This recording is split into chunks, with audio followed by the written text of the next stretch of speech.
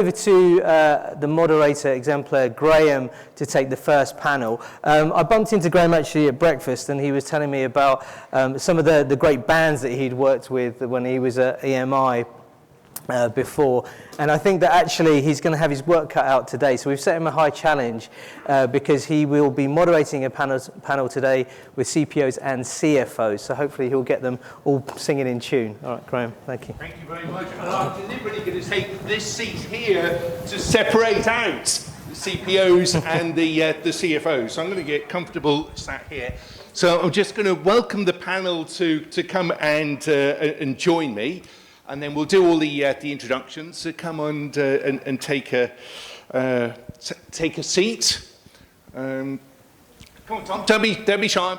Get your seat, and then we'll sort things out. So CPOs to yes, CPOs this side, Tom, and then CFOs this side, and I'll be in the middle. So that should work well. Get nice and comfortable. So the session that we're going to cover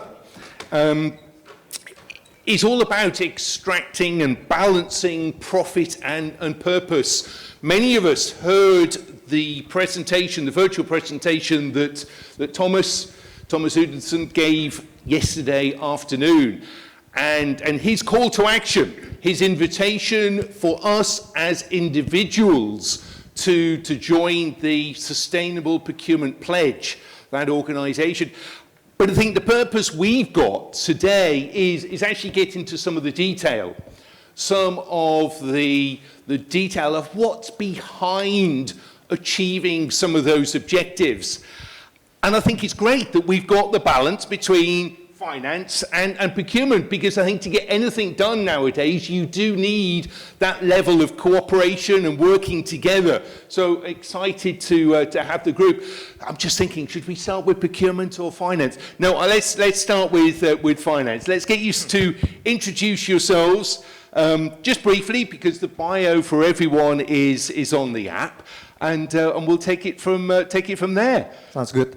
My name is Alexander Joramsa. At the moment, I'm the CFO for Asia Pacific for Teva Pharmaceutical. Thanks. Thanks. Good morning, everyone. My name is Pankaj Kabra. If any of you find it difficult, you can address me as PK. I work with Traveloka. Very happy to be here. Procurement and supply chain colleagues in my organization are my best friends. Excellent. Yeah, that does deserve a round of applause, doesn't it? Yeah. Thank you, PK. Yeah, good morning, everyone. My name is Munish Kaushal. I'm Global Vice President Finance for Categories and R&D Finance for GlaxoSmithKline Consumer Healthcare Business. Excellent. Thank you very much. That's the finance organisation.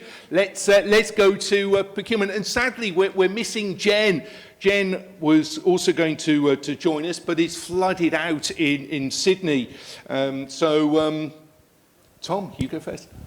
Hi everybody, good morning. I'm Tom Bollen. I am Head of Supply Chain Management for Asia for Standard Chartered Bank. I've been in banking for 20 years and actually formerly was that side of the table. Spent a lot of my career in finance, but now I'm on the procurement side. Okay, very good. So good morning. I am Sanjay Agarwal. I represent the procurement for Hindalco Industries Limited. Just to tell you, Hindalco is a $25 billion organization with $8 billion coming from India and balance from 11 countries around the globe. I had been in procurement for quite some time, with last 22 years at Hindalco. Happy to be interacting today. Thank you. Excellent, thank you. So we're going to talk through this balance that we've got to achieve, because we're all set, we need to make profits for our organisations, but the balance with ESG and balance with purpose. And it is about the detail, and that's what we're going to share with you today. We use the initials ESG, and they're being used more and more across the world, but actually it's the detail behind that? What is the understanding within your organisation, what it means? How are you interpreting what's important to you? And what are the different priorities? So in fact, my first question may seem an obvious one, but actually I don't think it is. And that is, what is the scope of ESG? Is it an investment? Is it a cost? Or is it an obligation? And I'm going to start with Tom, because he's already tipped me off. He's determined to be controversial. Well, I like also to be controversial. So, yes, set the tone for us, Tom. What's the scope from your perspective? So, look, it's definitely an investment, but I think it's an obligation on all of us. I think that in procurement, in finance, we have the power to make a lot of change here, to drive a lot of change. And, you know, I listened to Thomas's talk yesterday, and I've signed the Sustainable Procurement Pledge. I think you all should. And as Jayesh said in his closing remarks yesterday, we're on the edge of a precipice. You know, it's time for action. On Tuesday, we had lots of roundtable discussions on sustainability, largely on the environment. But there was lots of discussion, but I didn't hear that many solutions way forwards, and that's really what we need to do. I heard somebody say, you know, it's big E, small s, and I don't think that's the case. I think that's just as important. We had a speaker say that we learn supply chain from our mothers and our wives, and there were gasps across the audience. We have to challenge that mindset. I had a great discussion with Vidya from McKinsey yesterday, and read her topic on the power of parity, the great McKinsey paper. And apparently, if we can address gender equality in Asia, we can unlock $4.5 billion of GDP across the combined countries. There's a quote there that says, you know, without gender equality, it's like going into a fight with one hand tied behind your back. Globally, 48% of all entry-level jobs are female. But then when you just get to the first tier of management, that drops to 38%. And then when you get to leadership, it's 30%. Now in Asia, that's even lower, it's 20%, and there's some countries where it's 10 to 12%. Now, I look across this room and I see a very diverse group of people. But actually, the speakers, there's 78 speakers at the conference this week, and only 15 of them are female. And half of the people in the crowd are looking out there and saying, what do I have to do to get on that stage? Why is it so much harder for me? And it's not good enough. We have to address this. Excellent, thank you. And I'm so pleased that you've actually focused on those issues, because often we tend to focus immediately on the environmental point. So it's that ESG, 3 distinct categories. Manish, I'm going to stick with procurement first. What's the perspective? What's your scope and an emphasis on ESG? Well, thank you. So I tend to agree with my colleague, it's an investment, but I differ on the obligation part of it. I'll tell you why. So as Hindalco, we have been adjudged the most sustainable aluminum country in the world for the last 2 years. As far as ESG is concerned, why I'm talking of investment? Because if you do not make that investment, you will be forced to do that or close down. So then it would become an obligation. So it's better to do it today. So we have been practicing before it came into limelight in the last few years. Just talk about how procurement can play a role. Well, that is what is important from our point of view. So if you make aluminum, just those who do not know, we generate 4 times the mud, because bauxite is the raw material. For every ton of aluminum, you generate 4 times the red mud, what we call. And you had mountains of this red mud in all the refineries globally. So what we started is, let's try making alternate uses. And today, if I tell you, we have been using 112% of that mixing in the cement industry. So we worked with them. It was a substitute to laterite. So this is how I say it's an investment, because you substituted with something which was mined. The second part of it, and on the environment, is that we need to ensure that there's zero waste to landfill, because people have been filling the landfills. So what we have done is we have grown gardens. We have cherries growing in an area where you had nothing, a barren land. We had put up bird nests. We have put up green cover. So almost 5,000 acres from 4,000 acres in the last 2 years. An acre is about 4,000 square feet. So 4,000 square meter, I'm sorry. So the second thing is on the social part of it. We had the COVID. So we took care of the social. We provide self-employment, because providing subsidies doesn't work.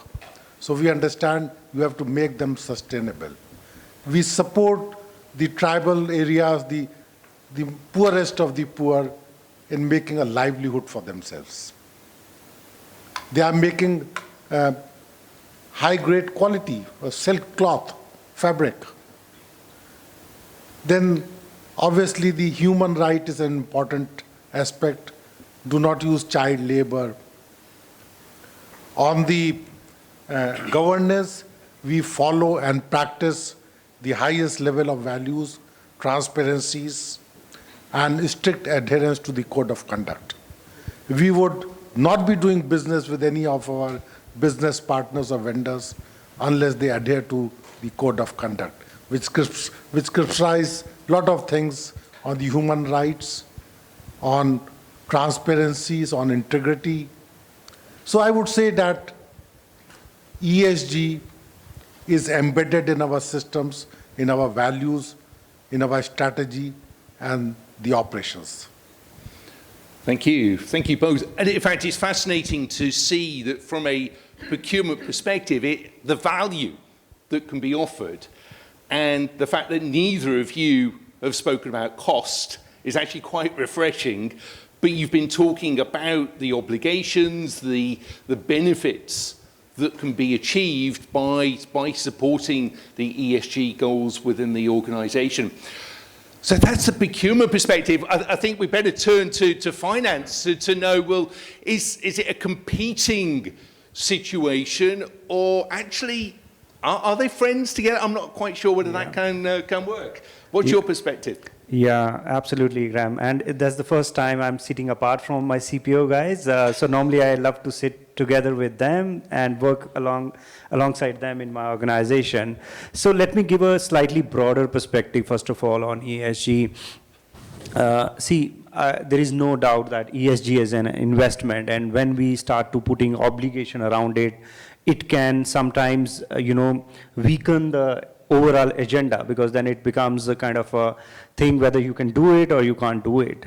So if you look at the stats, if you look at the studies, which have been published recently, the companies who are high on ESG rating and the ESG score, they are outperforming their competitors quite significantly. And that is driven by the fact that there is a strong correlation between the ESG as well as the growth prospectus of that company. Because ESG is not only about, serving the society. It's not only about a very, kind of a micro perspective. It is about a larger value of the organization. So there are, and I work in a global team, so I interact and recruit people across the globe. So what I've seen is that ESG is also helping us recruiting and attracting the right talent. These things are sometimes not even available, because currently the new generation, they are very much attached to, what company stands for, what kind of environment agenda they have. So these kind of aspects also help the organization. And then a right governance process also helps in risk management on a long-term basis. So that kind of aspect, helps us when we are talking about pandemic, we are talking about recession, crisis. So when you have these things, structured really well, and you are doing it in a long-term manner with clearly attached to the company's purpose. So for example, I give you one example of Patagonia. So they are apparel company, and their mission, which they have called out, is that we are in the business of saving the planet. And that has helped them to not only work towards it, but also generated a 1 billion pounds kind of a business. So it is the way you implement ESG, how serious you are, and what are the right actions you are taking to enable that in your organization, enable it to be an investment for any organization. Excellent. Thank you. Let's keep building on this. Go on, PK. Lovely. Graham, you asked whether it's an investment, opportunity, obligation. I think it's all three. Yeah.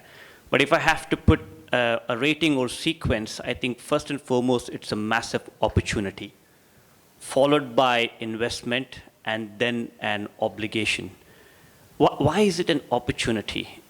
It's because all of us have this chance of aligning our organization's goals, measuring those goals with something that should be a moral imperative for all of us and our organizations. That's where the opportunity is with the ESG. In terms of investment, I would completely agree with everything that's been said. It's an investment in risk management. It's an investment in reducing cost. It's an investment in attracting talent. It's an investment in attracting customers. It's an investment in working with the right vendors and partners. So it's a massive investment as well. And if you don't think of this as an opportunity or investment, then it starts to become a headache. Then it starts to become an obligation. Then it starts to become a cost function that just needs to be managed out for reporting purposes. So I think it's all three, but in a different kind of criteria, in a different priority order. So for me, it's opportunity, investments, and then finally an obligation. Excellent. Thank you. Alexander? So I think everyone's already said all the right things. So probably I'll take it probably a bit more on the pragmatical side. We all agree it is an investment, but the line can be blurred because between the short term and the long term. And when the trade-off come into place, we know what the choice is going to be made. So it is very important that at the board level endorsing this ESG, because without that board endorsement and how we measure this ESG, nothing's going to be done.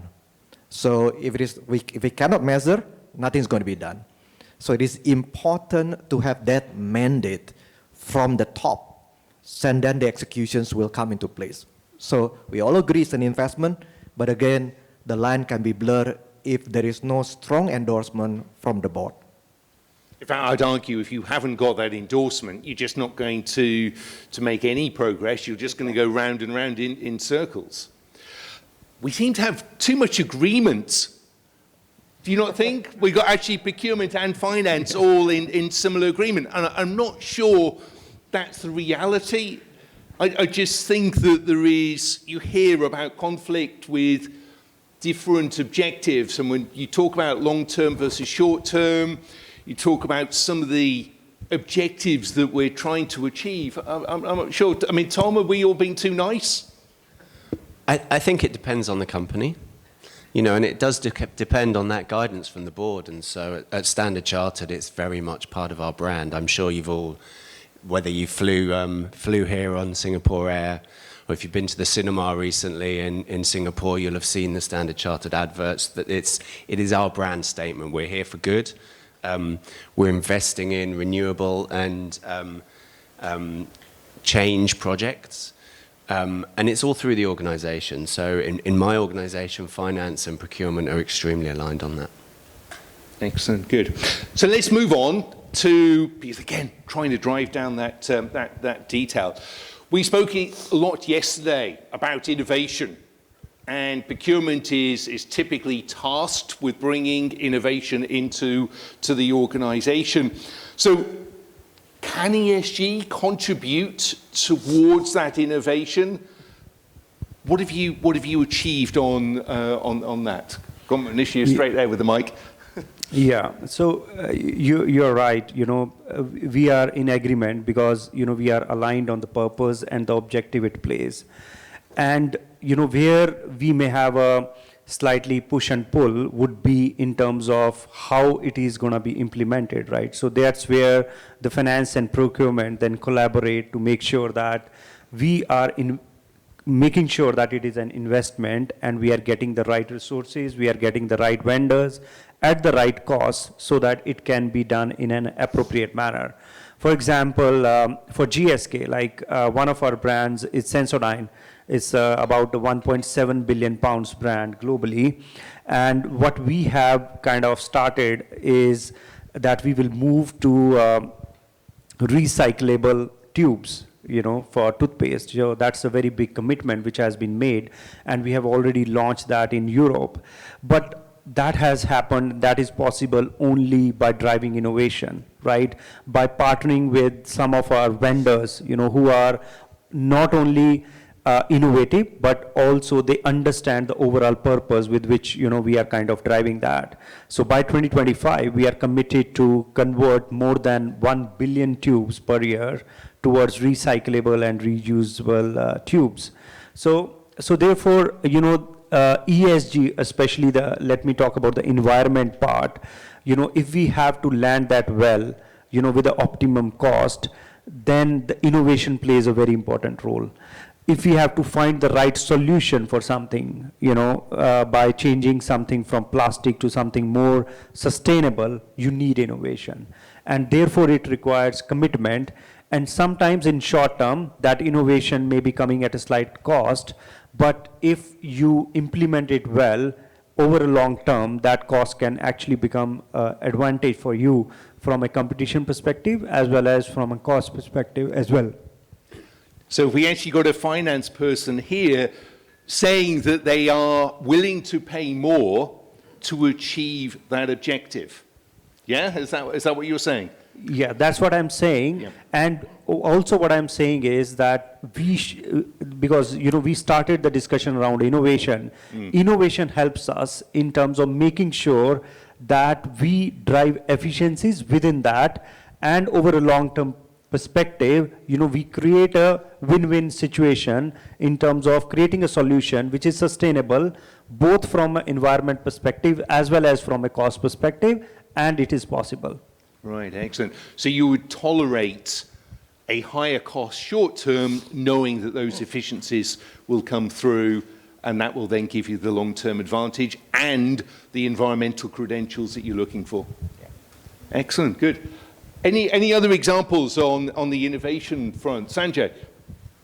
Yeah, so I just mentioned a couple of minutes back about the use of the mud, which is close to 4 million tons a year in the cement.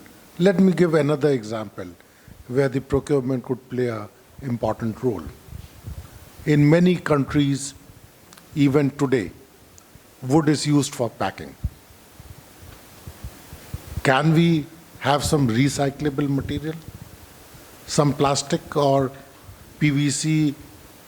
I have seen in some of the societies in India, they have made benches in the park, in their open areas, made out of the waste plastic.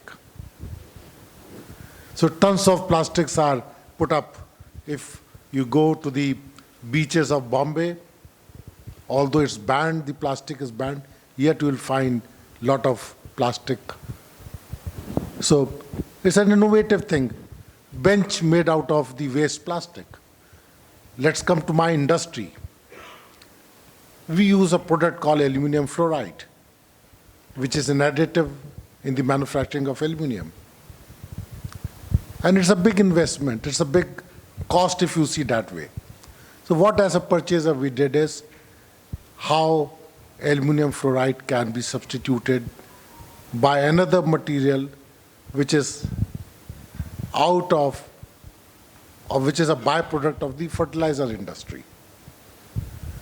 So we developed and innovated with the technology suppliers, with our operation team. And I'm happy to say that all the waste that was generated from the industry is now being utilized. We have the technology to do that, and it saves me roughly 15% versus the mined product. So you were able to achieve a cost saving Yes. and also the environmental So we benefit. did an investment in research. We made an investment in upgrading the technology to use that. And today we are reaping that benefits year on year. And because of that, we are able to control the cost of the suppliers who were supplying out of the mined products. Fantastic. Excellent. Tom, I mean, yeah, I've seen that Standard Chartered advert. Must have seen it 8 times on British Airways on the way over here. What's your perspective on receiving innovation from suppliers? Are you truly open to ideas? What results have you achieved from that? Yeah, look, we're absolutely open to that, and you know, we'll get onto the social side later, and I think that, you know, there's lots of evidence that shows that by using diverse suppliers, you get access to more innovation. But there's a recent report from the UN on what's stopping innovation, particularly when it comes to the environmental side, and the biggest barrier is credit constraints, right? To progress innovations, you need the money. Standard Chartered has committed to funding 75 billion over the next 2 years for sustainable infrastructure, clean tech and renewable projects, and that's going to rise to 300 billion by the end of the decade. So, you know, there's so much potential, and those credit constraints are particularly apparent in the emerging markets, which is also where probably the biggest change needs to happen, but also the biggest potential environmental impacts are. And so by funding that, you know, there's so much power that we can harness from wind, from waves, from solar, enough to power the world many times over. But it needs that investment to progress that innovation. Excellent. Good. Thank you. Let's continue. Yeah, go on, Alexander. What's your take on innovation and how that fits into ESG? I agree with Muniz, basically. Oh, wait, we got too much agreement here, but go on. The reasons why innovations, ESG drive innovations, because we have to find new ways, right, in order to comply with the ESG guidelines. So we are forced to find new ways. Procurement's being asked basically to find. Tom mentions about small, medium supplier. So we have that target as well. How do we actually work with small, medium supplier, diversify it? And at the same time as well, we force ourselves actually to find a supplier that's owned by women. So in 2021, we managed to find 65 suppliers that owned by women. About 500, close to about 500 small, medium supplier. So we embed it into our long-term strategy. And this is very important because ESG is not a short-term play. We need to have a long-term target regarding ESG and really understand how to get there. And again, as I mentioned, I'm finance, so what's not being measured will not be done. So we got to make sure that everyone in TEFA, everyone in the organizations has ESG part of their objective, has ESG part of their compensations. So there's a commitment from the company, and at the same time as well, to show that commitment further, TEFA actually issue a 5 billion sustainability linked bond. So it all linked into that, and it will be measured accordingly. So do you see any conflict? I mean, I hear what you're saying. You're encouraging women-owned businesses, encouraging diversity. But is there a conflict with your finance hat on? Not really, because when we make plan, again, Graham, as I mentioned, I think ESG is a long-term target. It's not a short-term target. So we then divide that on the quarterly basis, on the yearly basis, what can we achieve and how we achieve that.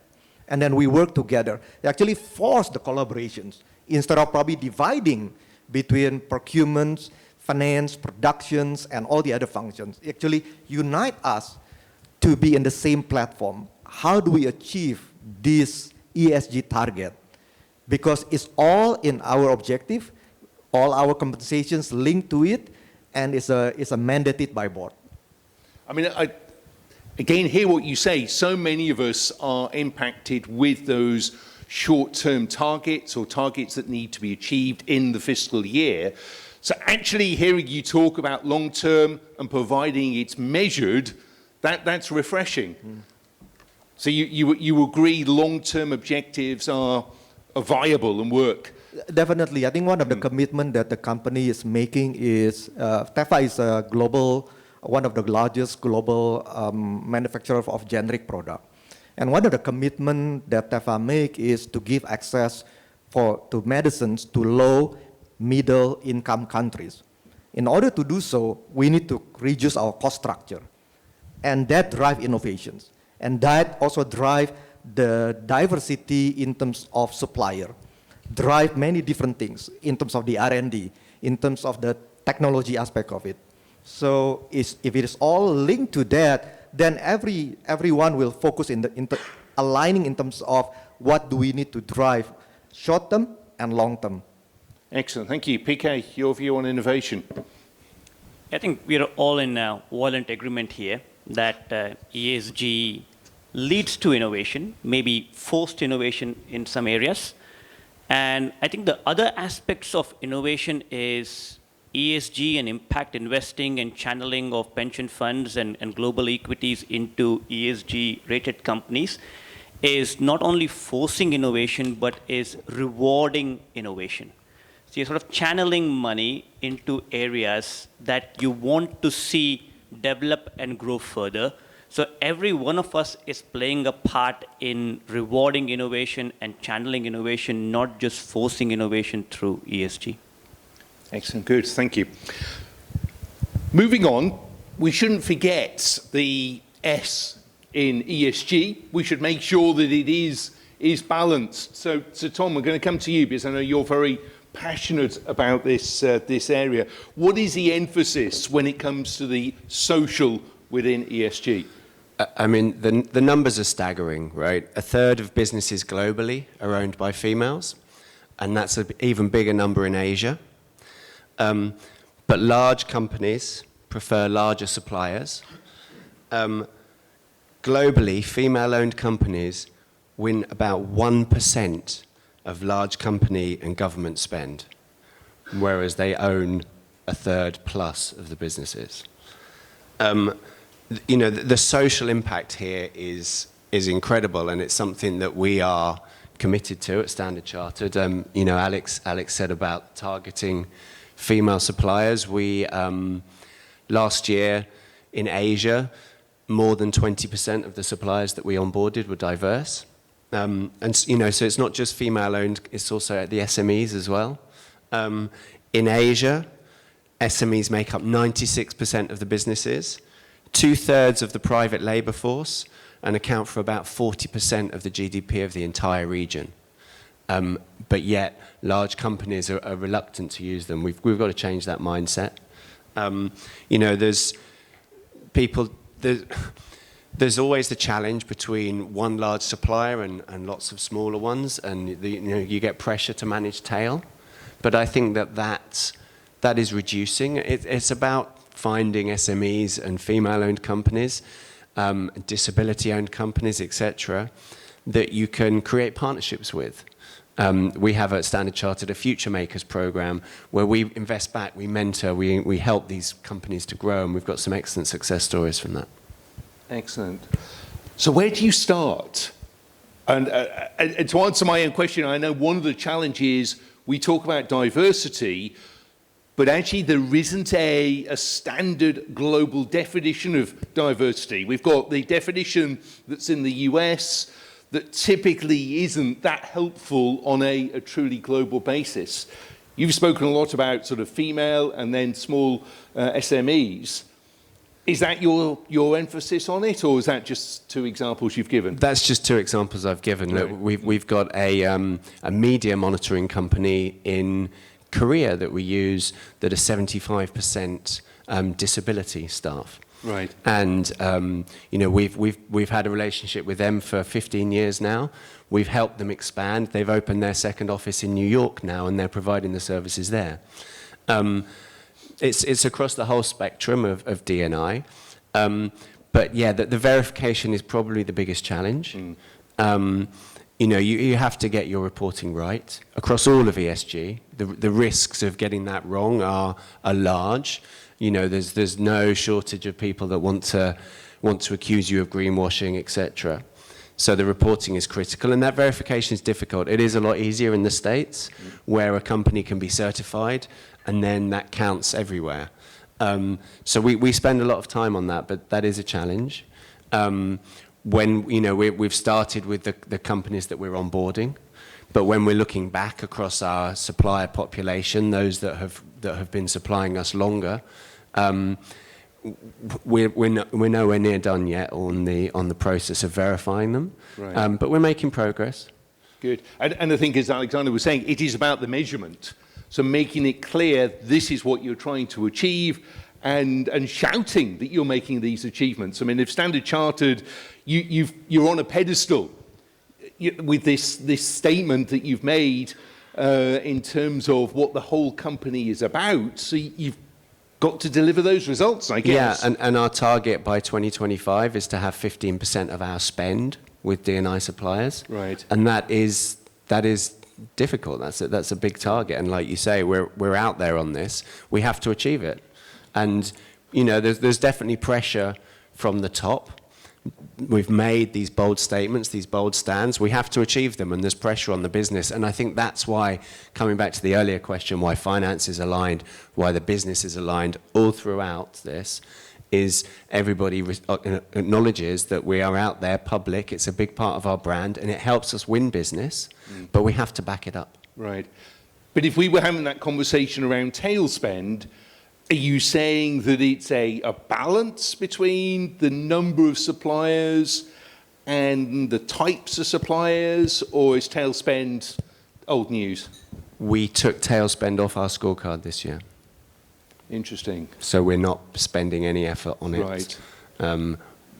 We've got bigger fish to fry, that's a really goals. good message for everyone here, because you could argue with systems now, does it really care how many suppliers you've got? It's about having the right suppliers on board that are really going to help bring the innovation and the objectives that you've spoken about. Yeah, absolutely. And look, we do address some of the tail spend through catalogues, pre-approved content, etc., limiting the scope of what people can actually access.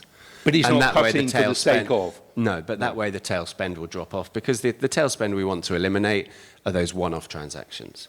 Right. And you can do that better by providing your internal stakeholders with the lists of pre-approved content that they can then go and order, and they don't have to approach new suppliers every time they need something.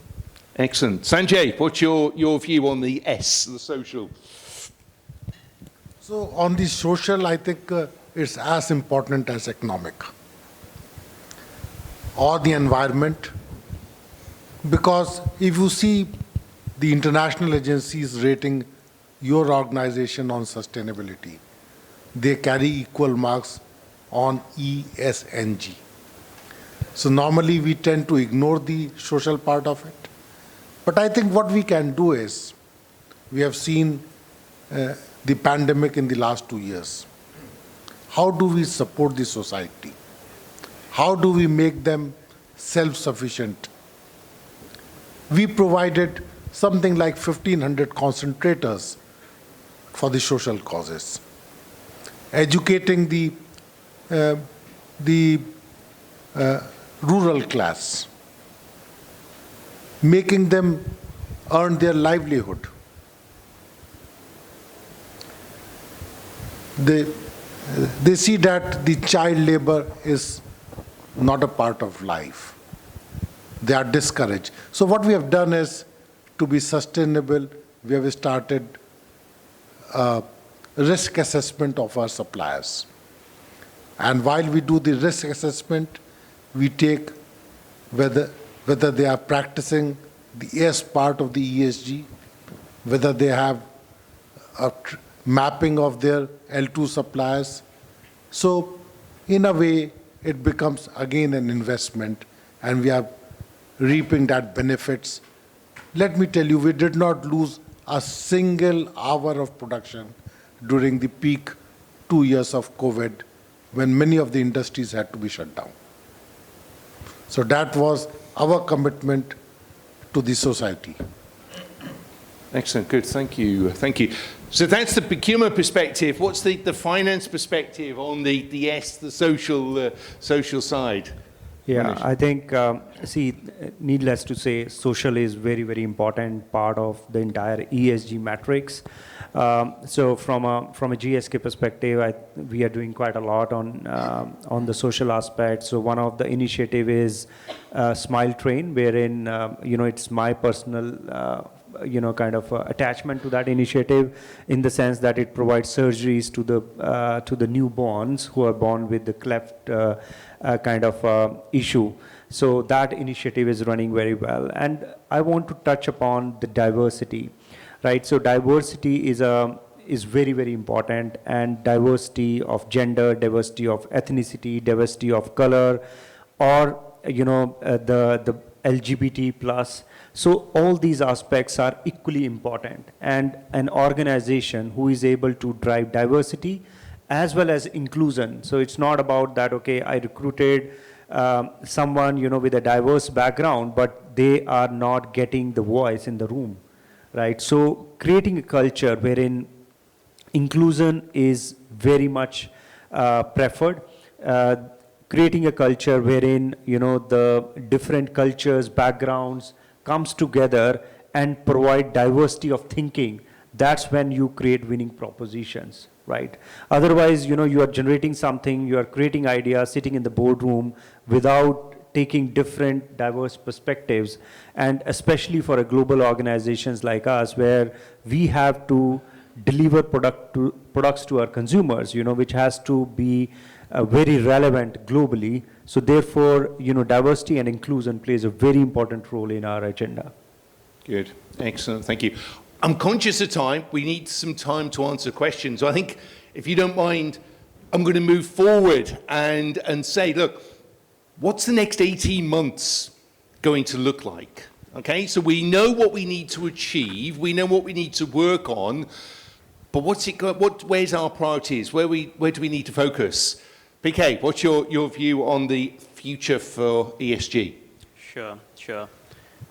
I think the next 18 months and maybe even longer are going to be heavily challenged in terms of coming up with a global standard for what ESG is, and also a mechanism to measure, rate, and evaluate.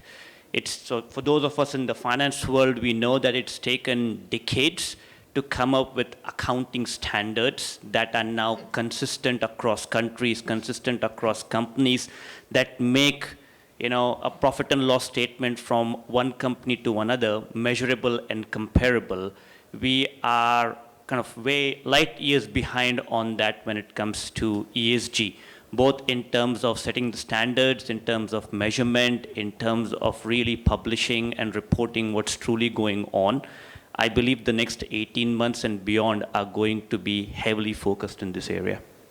Thank you. Alexander? So I think the one of the most important, the next 18 months is to become the champions.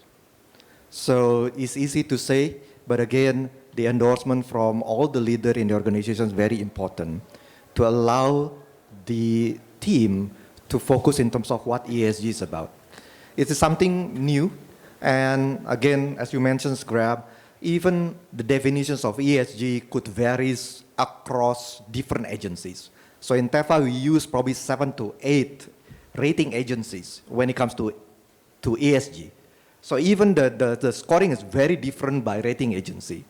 So we learn, and it's something new, we learn how to measure, we learn how to improve, we learn how to engage. Again, you mentioned about innovations. How do we actually work with supplier to drive that innovations? Because as a company, we can't do everything our own, How do we actually engage the supplier, our partner, to help us in driving that ESG, and at the same time help them as well to have that same value propositions. If they address this ESG, it becomes innovative, their opportunity to grow is also even wider. So all these things become so important, and as a leader, take the chance to be the champion driving this ESG. Thank you. Munish, do you want to complete the finance perspective on the next 18 months? Yeah, I think, they have covered it really well. So I would just add on to that is there are many organizations wherein the ideation stage has happened. I think you would see in the next 18 months or 36 months, a lot of action. So I think action would be the theme, from an ESG perspective. Everybody understand how does it play a role in the overall reputation of the organization, overall performance of the organization, and the commitment, which they have made to the community. So I think action would be my 18 months. Excellent. So really useful. So you've heard it, Tom, Sanjay, support from finance community. They're very much on board. We're driving the innovation, getting the reporting so it can be measured. Sanjay first, what's your 18-month projection? So I think I agree with my finance counterparts. It's a matter of action now. Everybody has started realizing that you make money if you are sustainable. And the ultimate objective of the organization is to make money in an ethical and a legal manner. So if you are sustainable, only then you will earn money. And that is why the finance and procurement are on the same side. Excellent. Thank you. Tom? Yeah, look, we've got a lot of work to do the next 18 months. I think the biggest challenge on the net zero goal is to be done by procurement. We understand very well and we can drive our Scope 1 and our Scope 2 emissions, but the Scope 3 emissions are the hardest to measure and the hardest to change. Scope 3 are the emissions from your suppliers. We're working closely with our suppliers to understand the emissions that they create that are to provide us services. Some of them can't do it, some of them won't do it, and we'll have to change those suppliers, and we need to work with them to find a plan of how we get to net zero. On the social side, it's like, as we discussed, it's on the verification, and so that's working closely with our suppliers to understand it and verify. And it all links back to the governance, because you have to get your reporting right to then be able to work out what your targets are. And like PK said with the accounting standards, we have to know exactly where we are to then project. And we've already got our projection. We know we have to get to zero net emissions. We know that our targets are, but to get there, we have to understand exactly where we are and what we have to do to change it and put that plan in action. Excellent. So a lot of work to do, but I think it's really encouraging that we've got finance and procurement working together on this. I hope from listening to the panel today, you've been able to get some actions that you can take away and start tomorrow. It's not a quick fix, but there are some very specifics you can do, whether it is encouraging a definition of diversity, whether it's encouraging the innovation in the ways that you've heard, but also recognizing from finance their needs are about that reporting and understanding. So there's a bit of a compromise there, but I think working together, there's a lot we can achieve, and it's fantastic that procurement is in that strong position working with finance to really be able to add value. So thank you. I think we've got a bit of time for questions. So anyone got a question for the panel? Out with the microphone. Hey, hi, my name is Benjamin. So I'm glad to see we have 3 CFOs against 2 CPO. I think that's the reality, right? So procurement is really shaped by finance policy. Right, so I think that's important. So in terms of investment, opportunity and cost, right, I think cost is the biggest. Because at the end of the day, businesses is about making profit. Right, so we cannot ignore cost, right? So even ESG may incur costs. But from my perspective is, where do we see cost? If you look at cost as acquisition costs, landed costs, probably you see that ESG products may cost more than the others. But if you look at life cycle costing, right, over the whole life cycle of the product, probably it may show different things to you. Right, so the question is, how do we, from finance point of view, right, as what PK mentioned about developing a new standards, how are we able to build a new standards that will consider cost of externalities, right, and also life cycle costing? I think in terms of ROI calculation, of times we can't really add the cost of externalities into the whole equation. So that will influence the decision making, and often some of these quantifiable or even non-quantifiable part is being ignored in the decision making. I think that's the first question. You know, I'm going to interrupt there because I don't think ESG should cost more. I think that's where we've heard it may short-term command a premium. But if you think back 10 years, that whole environmental office products that we all saw being sold for like 15% more, well, now that premium's gone. And I think the long-term view is you've got to do it, and it will, through innovation, reduce cost ultimately. Yeah, good to that point. To add, but I feel very strong about that. It should not cost more. Yes, and no, that will add to the next question, right? So in terms of our vision, most corporates are short-sighted. What I mean by short-sighted, maybe we are looking at ROI for 3 years, 5 years. But investment is talking about very long haul, maybe 10 years, 15 years, or even 20 years beyond our career lifetime.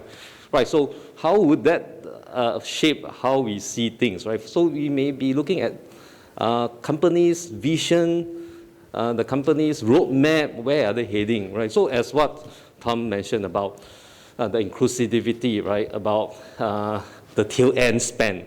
So we are really at fault looking at Pareto 80-20 rule. We ignore the bottom 20 and focus on just the top 80. PK, if you had a quick answer to this, because we're short of time.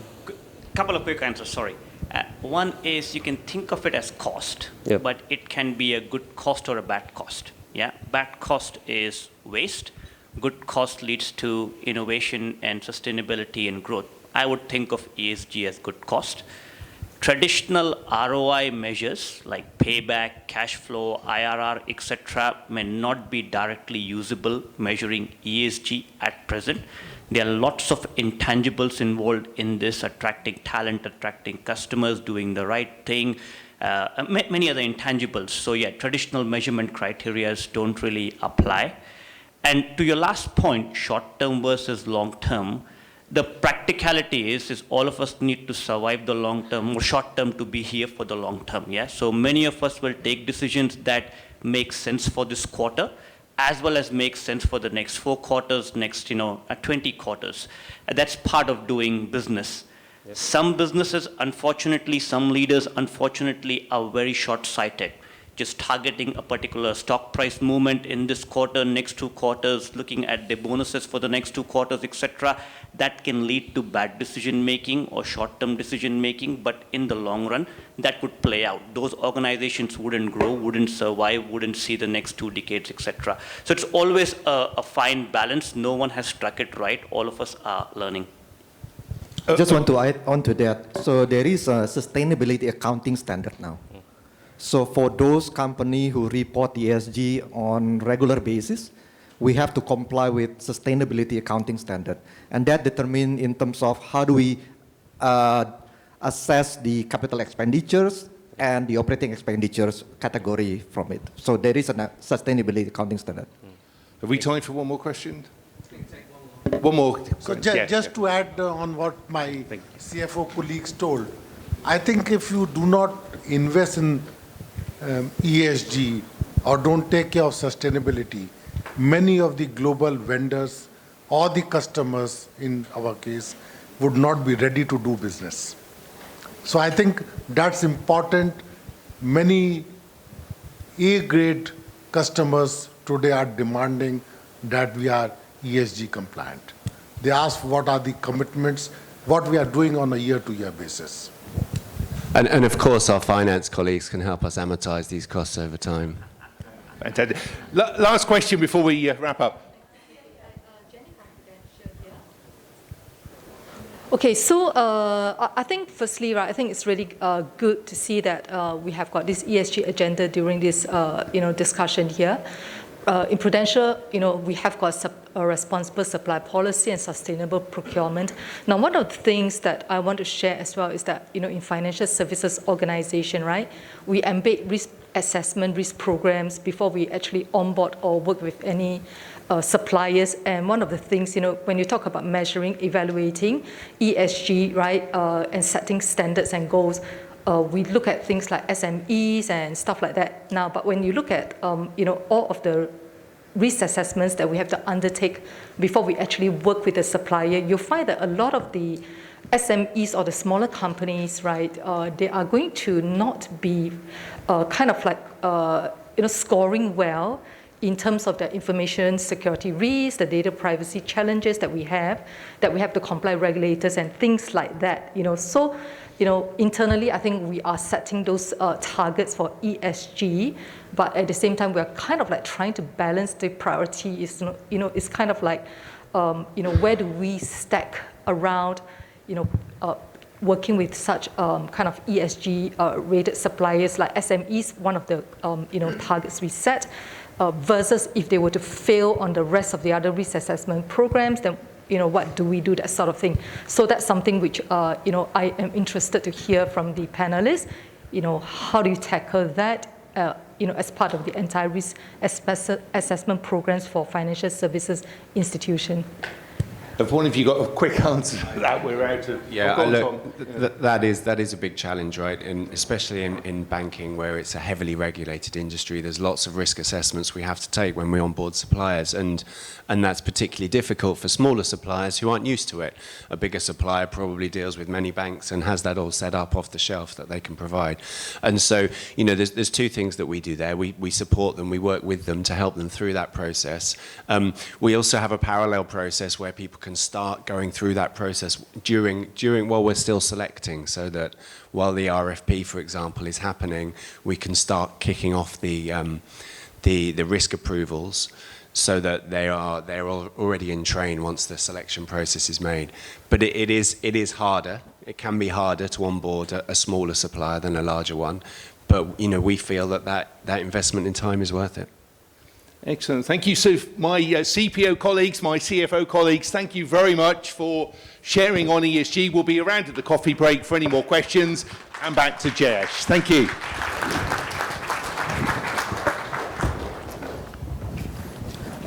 Thanks, Graham and co. Very good. That was an interesting male-dominated panel, but very encouraging, I think, to hear about the commitment to diversity.